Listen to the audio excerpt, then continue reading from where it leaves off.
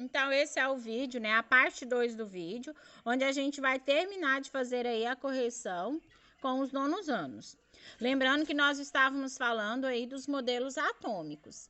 E tá aí a evolução dos modelos atômicos, passam por Dalton, que sugeria que o átomo era uma bola de bilhar, como se fosse uma esfera maciça, completamente preenchida por dentro, e que esse átomo ele seria a menor parte da matéria, seria indivisível e indestrutível.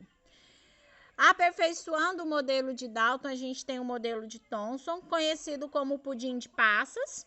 No pudim de passas, a gente tem uma passa, a massa do pudim era de carga positiva, e nessa massa havia uns elétrons de carga negativa. Então, o átomo deixa de ser indivisível, passa a ser divisível, porque menor que o átomo são os elétrons. Evoluindo o modelo de Thomson, a gente tem o modelo de Rutherford. O que Rutherford traz de novo para a gente é a presença aí do núcleo. O núcleo que seria uma única região maciça desse átomo, onde contém os prótons de carga positiva. E também que o átomo teria uma região denominada de eletrosfera, onde se encontram os elétrons de carga negativa. Mais ainda, né, evoluindo sobre esse modelo de Rutherford, a gente encontra o modelo de Bohr, que é o que a gente vai adotar nos nossos estudos, onde o átomo é formado por um núcleo. Dentro desse núcleo a gente tem os prótons de cargas positivas, os nêutrons dando estabilidade para esses prótons ficarem juntinhos. E em torno desse núcleo, em órbitas, em níveis de energia, a gente tem aí os elétrons se movimentando numa região chamada eletrosfera. O modelo de Bohr é conhecido como modelo de órbitas estacionárias, ou modelo de níveis de energia. Nós paramos a correção na número 4, né? Relembrando que o nosso átomo, então, que nós vamos adotar é esse átomo de Bohr, aquele átomo que tem duas partes, uma eletrosfera e um núcleo. No núcleo, a gente encontra prótons de carga positiva e nêutrons sem cargas. E na eletrosfera, se movimentando em torno do núcleo, nós encontramos os elétrons de carga negativa. Então, vamos aí, questão número 4. Assinale a alternativa que completa melhor os espaços apresentados na frase abaixo. O modelo de Rutherford propõe que o átomo seria composto por um núcleo muito pequeno e de carga elétrica, 3 pontinhos. Como está falando no modelo de Rutherford, vamos relembrar. O modelo de Rutherford, que é um modelo conhecido como modelo planetário, diz para a gente que o núcleo, que dentro do núcleo tem prótons, e que esse próton tem carga positiva. O núcleo do átomo tem prótons e nêutrons. Nêutrons não tem carga. Mas, então, só tem os prótons ali que vai dar carga para o núcleo. Então, olha aqui, o átomo seria composto por um núcleo muito pequeno e de carga elétrica positiva. Então, a palavra que completa aí para a gente é a positiva. Que seria equilibrado por... Bom, o que vai equilibrar algo positivo? O que vai equilibrar algo positivo é algo negativo. Então, esse átomo, né, ele vai ser, as cargas positivas do núcleo, na ideia de Rutherford, seriam equilibradas por cargas negativas. E essas cargas negativas são os elétrons que estão na eletrosfera. Esses elétrons têm carga elétrica, a palavrinha que vai completar para a gente é negativa, que ficam girando ao redor do núcleo numa região periférica denominada eletrosfera. Então, as palavrinhas que preenchem aí corretamente para a gente é essa. O modelo de Rutherford propõe que o átomo seria composto por um núcleo muito pequeno e de carga elétrica positiva, que seria equilibrado por elétrons de carga elétrica negativa, que ficavam girando ao redor do núcleo numa região periférica denominada eletrosfera. O que melhor completa aí para a gente, então, positiva, elétrons, negativa, positiva, elétrons, negativa e eletrosfera, é a letra C. Então, a resposta da número 4, letra C. Questão de número 5. Uma importante contribuição do modelo de Rutherford foi considerar o átomo constituído de, bom, modelo de Rutherford, o modelo do sistema planetário, falou que o átomo é formado por um núcleo.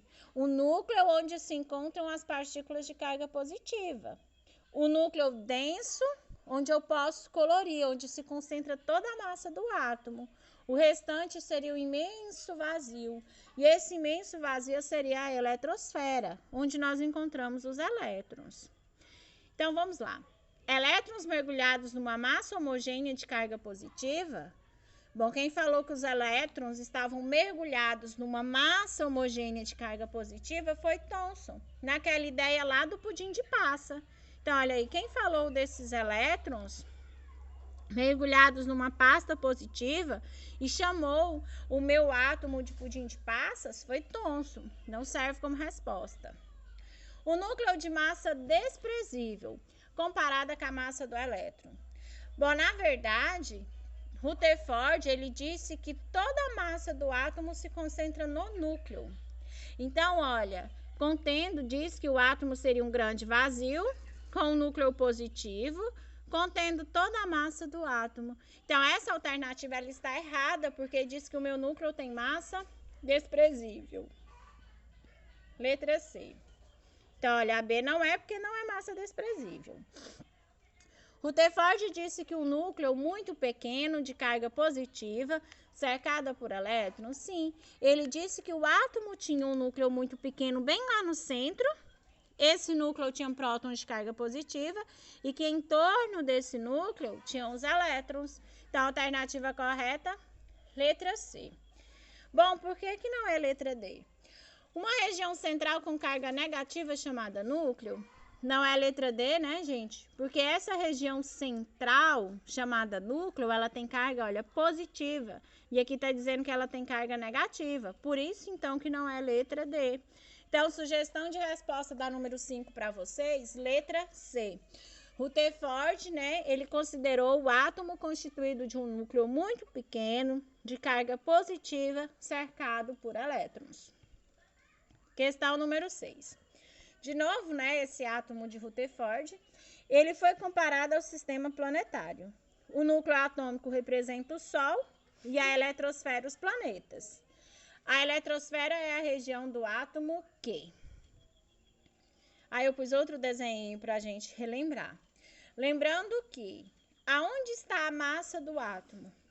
Dentro do núcleo. Dentro do núcleo a gente tem os prótons de carga positiva, né? Os prótons de carga positiva e os nêutrons, que são partículas sem cargas. Então, o núcleo, a carga final do núcleo é positiva, porque ele contém prótons. E o núcleo é a única região densa do átomo, onde eu posso dizer que realmente tem massa. Em torno desse núcleo, a gente tem uma região formada pela volta dos elétrons em torno do núcleo. Essa região é um imenso vazio, que nós chamamos de eletrosfera. Então, a eletrosfera é a região do átomo que concentra praticamente toda a massa do átomo? Nunca, né? Porque a massa do átomo ela está localizada no núcleo. Contém as partículas de carga elétrica positiva? Também não, porque as partículas de carga elétrica positiva estão dentro do núcleo. Contém nêutrons? Os nêutrons também estão dentro do núcleo. Então, só serve como resposta aí pra gente, contém as partículas de carga elétrica negativa. As afirmativas A, B e C estão corretas referente ao núcleo. O núcleo concentra praticamente toda a massa do átomo. O núcleo contém as partículas de carga elétrica positiva, os prótons. O núcleo também contém os nêutrons, sem cargas. Mas aqui está falando sobre a eletrosfera. E a eletrosfera é a região do átomo que contém os elétrons, as partículas de carga elétrica negativa. Questão número 7 e última. Observe esse esquema de um átomo neutro de sódio. Lembrando que esse modelo é o modelo de é o modelo de Bohr. E nesse modelo é possível a gente ver um núcleo, uma região central que a gente vai chamar de núcleo, e em torno desse núcleo, a eletrosfera, os níveis de energia. Dentro do núcleo a gente encontra partículas positivas e partículas sem cargas. As azuisinhas de carga positiva, os prótons. As verdinhas sem carga, os nêutrons. Na eletrosfera, em torno do núcleo, nós encontramos os elétrons, que são as partículas que têm carga negativa aí pra gente.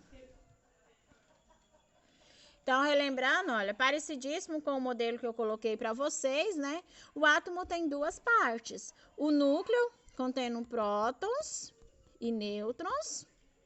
Prótons de carga positiva e nêutrons sem cargas.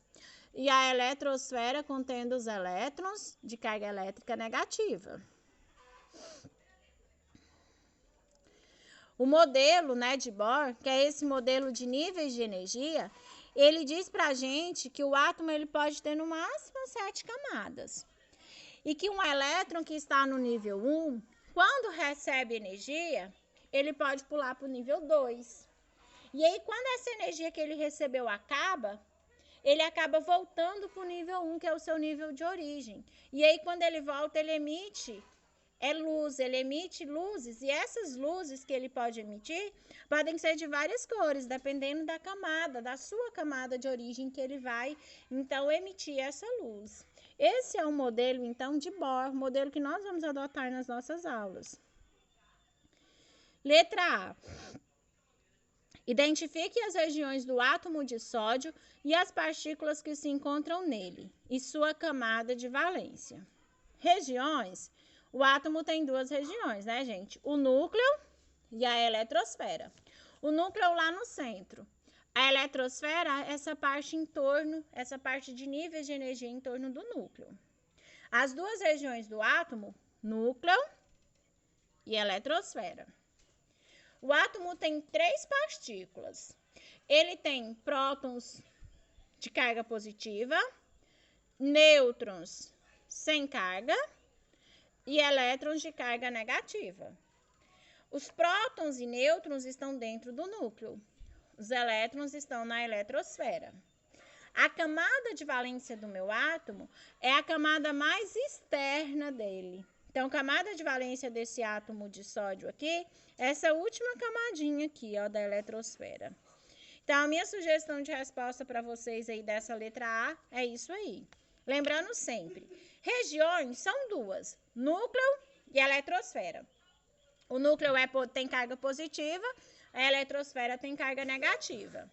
Partículas que formam um átomo são 3, prótons, elétrons e nêutrons. Prótons de carga positiva e nêutrons sem carga dentro do núcleo. E elétrons de carga negativa na eletrosfera. Sugestão aí da resposta da letra A para vocês é essa imagem aí. Letra B. Qual é o número de prótons desse átomo? Justifique a sua resposta. Bom, os prótons são as partículas que têm carga positiva e que se encontram dentro do núcleo. Então, a gente vai contar. Nós temos 1, 2, 3, 4, 5, 6, 7, 8, 9, 10, 11. Então, o número de prótons desse átomo é 11.